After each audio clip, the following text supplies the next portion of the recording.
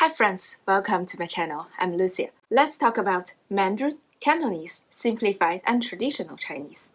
In short, when we talk about Mandarin and Cantonese, those are spoken Chinese, and simplified and traditional, those are written Chinese and characters. Those are two different systems. For example, people in Taiwan can speak very similar to Mandarin, but they use the traditional Chinese character. People living in mainland China use Mandarin and simplified character. People in Guangdong province, they can speak Cantonese and use the simplified character. Who speak Mandarin, who speak Cantonese?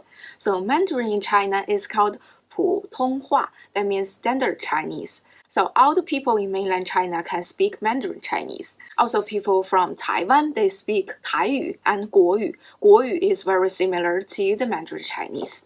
Since China has hundreds of different dialects, and Cantonese is most popular Chinese dialect. People in Guangdong, Hong Kong, and Macau speak Cantonese, and most of the time, the people in Guangdong can speak perfect Mandarin. Outside of China, the Chinese people living in Singapore and Malaysia, their language is very similar to Mandarin Chinese. The next question is, who use simplified, who use traditional characters? We have the traditional characters first, while the simplified character of evolution we started about 100 years ago. We gradually eliminated some strokes to improve the literacy rate. All the people in the mainland China use simplified characters. Traditional character and simplified character are mutually knowledgeable, which means if you learn one of those characters, you can understand the other characters.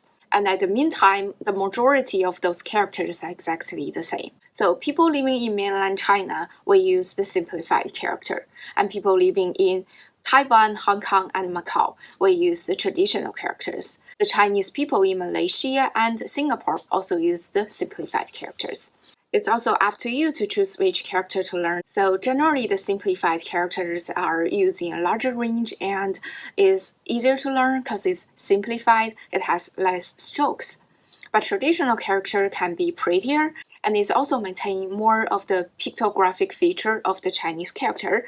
So yeah, they are more vivid and pretty. Also, if you decided to live in Hong Kong, Macau, or Taiwan, then the traditional character can be a great choice.